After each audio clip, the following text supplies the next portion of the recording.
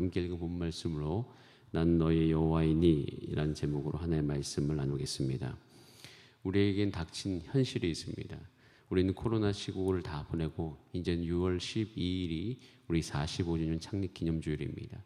창립기념주일을 맞이해서 다시 함께 예배라는 모토를 걸고 우리가 이제 온전한 대면 예배를 회복해야 되겠다, 이런 마음으로 우리가 한 걸음 한 걸음 나가고 있습니다. 사실 우리가 지나왔던 2년 한 6개월 정도의 시간은 우리 가운데 만족이라고 그렇게 표현하기가 어려운 시간이었습니다. 왜냐하면 우리의 삶이 그 코로나라는 그 이유 하나만으로 굉장히 좀 불편해졌기 때문입니다. 이런 불편함이 우리 삶 가운데 찾아오기 시작하면 제가 방금 전에도 썼던 단어가 만족이라는 것을 느끼기가 참 어렵습니다.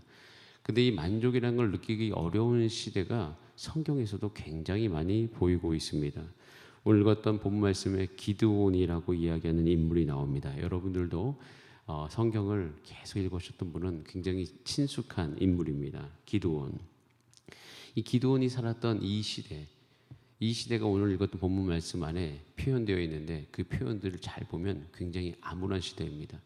제가 이제 이 사사기 말씀으로 어제 청년부와 청년부 말씀을 나눴는데, 제가 이제 그 말씀을 나눈 배경에는 우리 성경에서 지금 이 코로나에 비견되는 그 시대가 없을까 생각을 하고, 또 그 시대 가운데 우리가 무엇을 해야 되는지를 같이 나누기 위해서 이제 하나님께 기도하던 중 이 기드온이 떠올랐습니다. 이 기드온 시대가 정말 힘들었던 시대였던 것이 오늘 읽은 본문 말씀에 나오는데요.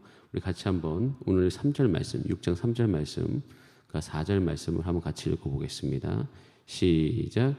이스라엘이 파종한 때면 미디안과 아말렉과 동방 사람들이 치러 올라와서 진을 치고 가사에 이르도록 토지 소산을 멸하여 이스라엘 가운데 먹을 것을 남겨두지 아니하며 양이나 소나 나귀도 남기지 아니하니라고 돼 있어요. 이스라엘이 파종한 때면 아말렉과 이 미디안이 이제 쳐들어오는 거죠. 쳐들어와서 어떻게 합니까?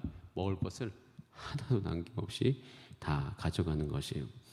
여러분, 이렇게 계속 이런 일들을 당하다 보면 억울함, 울분, 애통, 그 모든 감정들이 이루 말할 수 없게 그 삶 안에 있는 것을 볼 수가 있습니다.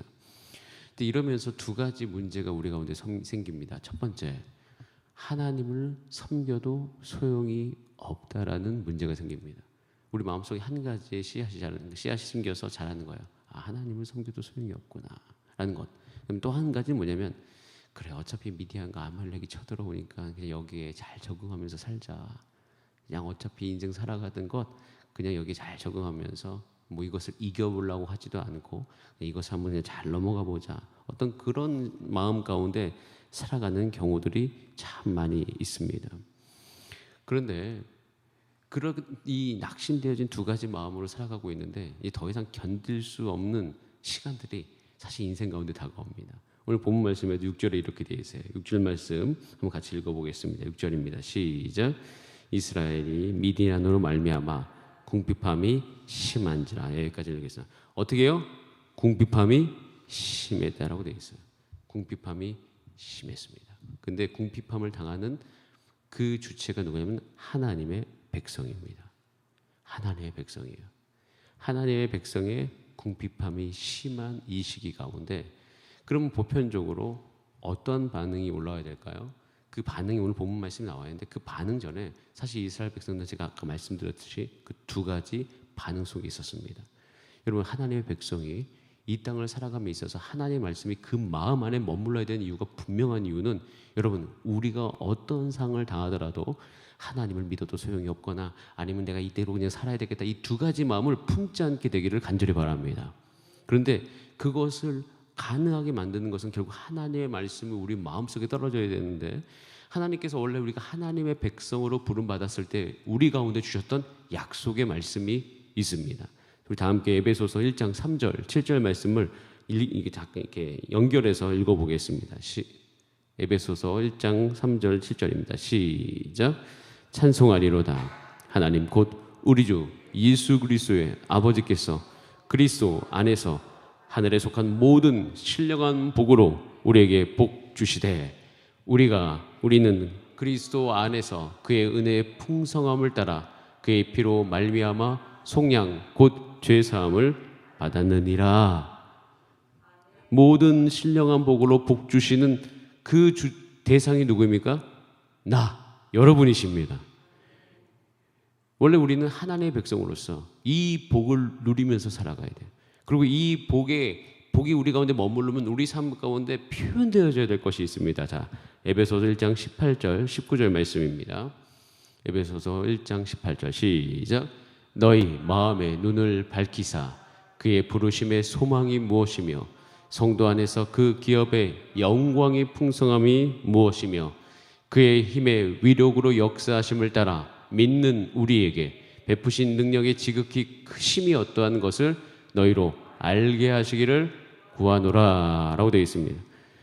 하나님이 우리를 부르신 그 소망 안에 우리가 거한다. 하나님께서 부르신 그 영광의 풍성함 안에 거한다. 여러분, 저와 여러분의 삶이 표현된 너의 삶이 어떠한 삶이니? 우리의 삶은 소망의 삶이요, 우리의 삶은 풍성의 삶이다 라고 우리 입으로 이야기하는 저와 여러분의 삶이 되기를 원합니다. 오늘 하루의 삶이 어떠셔야 됩니까? 풍성한 삶이 되셔야 돼요. 우리의 삶이 오늘 하루의 삶이 어떠한 삶이 되셔야 됩니까? 소망의 삶이 되어야 되는 거예요. 어제의 상황과 상관이 없습니다. 나의 감정을 뛰어넘는 것이죠. 이 말씀을 읽다 보면 우리 마음 가운데 그래, 나는 원래 그런 사람이 아니지. 내가 낙심 가운데 머물러 있을 사람이 아니지. 내가 내 마음의 그 패배감 가운데, 우울함 가운데 머물러 있을 사람이 아니구나 라는 것을 알게 되는 것이죠. 하나님께서 우리 가운데 주시는 것은 우리를 충만케 하시는 것이에요. 하나님 우리 가운데 주시는 것은 이런 풍성함인 것입니다. 근데 이 풍성함을 빼앗겨 버린 거예요. 이 풍성함을 빼앗겨 버린 이유가 있습니다. 오늘 읽었던 분 사사기 1장 1절에 이렇게 돼 있어요. 사사기 6장 1절이죠. 6장 1절 제가 읽어드리겠습니다. 이스라엘 자손이 또 여호와의 목전에서 악을 행하였으므로 라고 돼 있어요. 악이라는 표현이 있습니다. 사실 저는 사사기를 제가 예전에 한 32살 때쯤 깊이 묵상하던 시간들이 있었습니다. 근데 그때는 저는 이미 전도사 시절이었고요. 그리고 그 전전사역지에서 사역을 누구보다도 열심히 했던 그런 시기였습니다. 열심히 했었어요. 정말 열심히 했었고 그 시기 가운데 제 온몸을 불사르듯이 사역을 했었습니다. 또 젊었기도 하고 그런 상황 가운데서 정말 그 청년들과 함께 시간을 보냈고 그 교회 안에서도 다양한 일들을 했었습니다. 그러는 가운데서 제가 왜 사사기 6장 1절 말씀에 딱 걸렸냐면 그때 이제 결혼 이후였고요. 그 안에서 제 인생의 문제가 딱 여기에 걸려 있었습니다. 이 사사기와도 같은 상황. 복이 넘쳐야 돼요. 복이 넘쳐야 되는데 복이 없다고 생각이 되어졌어요. 그런데 왜 그럴까? 여러분, 지금 현재 교회를 바라볼 때 혹시 여러분들이 어떤 관점으로 교회를 바라보시는지 모르겠지만 때로는 세상에서 듣는 이야기를 들으면 이 교회와 기독교 안에 많은 부정적인 모습들이 있다는 것을 보게 되어지고 그리고 풍성함과 좀 거리가 있는 듯한 느낌이 들 때가 있습니다. 특별히 또 코로나를 거쳐오면서 더 그런 부분들이 듭니다. 여러분, 그 원인들을 다양하게 우리가 살펴볼 수 있습니다. 그런데 우리가 내 안에서 우리가 오늘 살펴야 될 한 가지 영역이 있습니다. 따라하겠습니다. 내 안에 악이 있는지를 살펴야 된다. 이스라엘 백성들은 사실은 이걸 몰랐어요. 근데 언제 알았냐면 궁핍함이 심하게 되는 그 순간 그것을 깨닫게 되었습니다. 여러분, 교회의 역사도 놓고 보면 그렇습니다. 교회의 역사 안에서도 항상 뭔가의 새로운 회복의 시간이었을 때 깨달았던 것이 뭔지면 자기가 어떤 악에 잘못됨에 거했는지를 깨달은, 그러니까 영적인 각성이죠. 그러니까 항상 모든 부흥 운동 안에는 그 전에 따라 붙는 것이 있어요. 그것은 각성이라고 이야기하는 거예요. 내 안에 내가 혹시 허용되어진 악이 없는가에 대한 부분이었습니다. 그러니까 이스라엘 백성들은 그냥 사는 것 자체 안에서 그냥 아무런 생각 없이 살아왔던 것 안에서 하나님께로부터 내가 얼마나 멀어져 있는지에 대한 감각이 없이 살아가는 거예요. 그런데 그 궁핍함이 심할 때 드디어 이제 알게 된 것이 있어요. 그것은 내가 하나님 앞에서 악을 행하고 있었구나. 저도 마찬가지였습니다. 저도 열심히 사역을 하고 있었는데 악을 행하고 있었던 것이 있습니다. 그렇다고 제가 악한 행동을 했다는 것이 아니라 제 안에서 제 삶을 복되게 만들지 못하게 만든 요소가 누구 안에 있었다? 내 안에 있었다는 거예요. 그 안에, 제 안에 있으면서 살아가고 있었는 거죠. 근데 그것이 물론 내가 예수 믿고 천국을 못 가게 만든 그런 게 아니라, 내가 뭐 엄청난 악을 행했던 것이 아니라 내 안에 여전히 내 복되게 만들지 못하는 습관과 죄성이에요. 여러분, 이거 우리 안에도 있습니다. 가령 예를 들어서 성도님들 사이에서도 말을 함부로 하는 것, 그리고 재정을 함부로 쓰는 것, 절제하지 못하는 것, 너무나도 어떤 이 영상 미디어들을 많이 허용하는 것, 그리고 이런 모든 부분들이, 그러니까 그 모든 영역들이요, 우리의 삶을 복되지 못하게 만드는 원인이 되는 경우가 참 많이 있습니다. 그리고 몸을 너무나도 잘 관리하지 못하는 것, 사실 이런 모든 요소들이 악이다라고 이야기할 수는 없지만 그것이 우리의 삶을 복되게 만들지 못하는 요인이 될 수 있습니다. 그것이 누구 안에 있다? 자기 안에 있다는 거죠. 그러니까 이 궁핍함이 심할 때 이스라엘 백성들은 그것을 깨닫기 시작했습니다. 근데 이것을 넘어가는 방법이 있어요. 그것이 오늘 읽었던 6장 6절 말씀입니다. 6장 6절 말씀을 같이 한번 읽어보겠습니다. 6장 6절 시작. 이스라엘이 미디안으로 말미암아 궁핍함이 심한지라 이에 이스라엘 자손이 여호와께 부르짖었더라. 여호와께 부르짖을 때 이스라엘 백성들의 해결이 오기 시작했습니다. 하나님께 부르짖었어요. 부르짖었더니 그 일어난 결과가 두 가지였습니다. 첫 번째 뭐냐면 하나님의 음성이 들리기 시작했습니다. 여러분, 하나님의 음성이 들리기 시작했다는 거예요.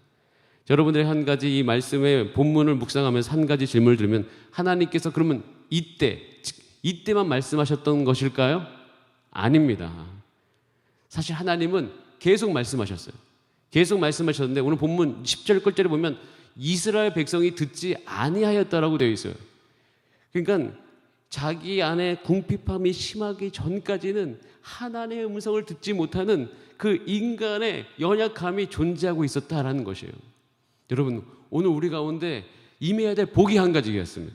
여러분이 혹시 그렇게 큰 고통 가운데 거하지 않는다 할지라도 하나님의 백성으로서 풍요롭게 계속 지속적으로 살아갈 수 있는 방법은 하나님의 음성에 여러분의 귀가 열려있게 되기를 간절히 원합니다. 여러분, 그래서 원래 이스라엘 백성들은 큰 고통을 당하고 그 뒤에 하나님의 음성을 깨달았어요.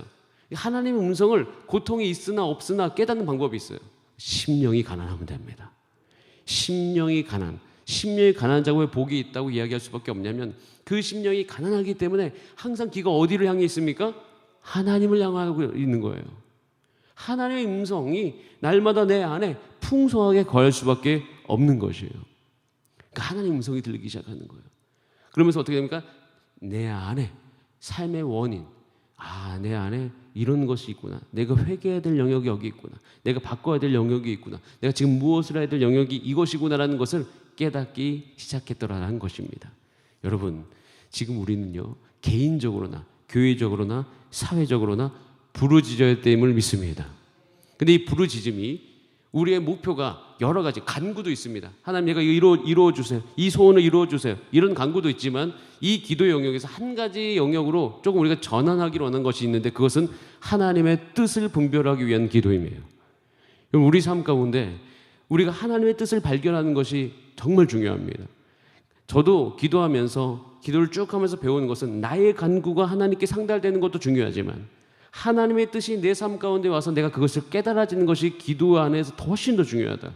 왜냐하면 내 욕구가 하나님께 상달해서 그것이 이루어지는 삶에서 오는 유익함보다 하나님의 뜻을 내가 분별해서 그것에 순종하면서 나가는 유익이 훨씬 더 큽니다. 하나님의 뜻이 내 삶 가운데 온전히 받아들여져서 순종하는 것이 훨씬 나아요. 그렇기 때문에 우리는 오늘 기도할 때 하나님의 음성이 들리는 기도, 그리고 그 음성을 들리지 못하게 만드는, 하나님의 뜻을 분별하지 못하게 만드는 내 삶의 악을 주 앞에 회개하면서 오히려 우리의 욕구가 하나님의 뜻을 분별하고 거기에 순종하는데 우리의 마음이 들여지게 되기를 간절히 원합니다. 여러분, 이럴 때 우리 개인적인 상황도 좋아지고요. 더 놀라운 것은 우리 안에 있는 교회 공동체가 건강하게 될 줄 믿습니다. 그리고 하나님의 뜻 순종하면요, 가정이 행복해집니다. 가정의 문제를 누군가는 해결해야 됩니다. 누가 해결합니까? 하나의 백성이 해결하셔야죠. 근데 하나의 백성이 해결하는 것은 내 의지로, 내가 하고 싶은 것으로 해결이 안 됩니다. 여러분 다 경험해 보셨지만 가정이 행복해지는 비결은 내가 하고 싶은 것을 하지 않을 때입니다. 내가 하고 싶은 것을 안 하면 안 할수록 가정은 행복해지는 것을 배워왔어요. 저에게는 굉장히 어려운 시간이에요. 그러니까 제가 원하는 것을 하지 말아야 돼요. 그리고 어떻게 해요? 하나님의 뜻에 순종해야 됩니다. 여러분 이것이 성숙해가는 과정이죠. 우리 교회적으로 마찬가지지만 우리 교회적으로도 우리가 하나님의 뜻을 분별하고 하나님께 순종해야 될 때인 줄 믿습니다. 그럴 때 우리는 그 안에서 하나님이 주시는 풍성함으로 나아가게 될 줄 믿습니다.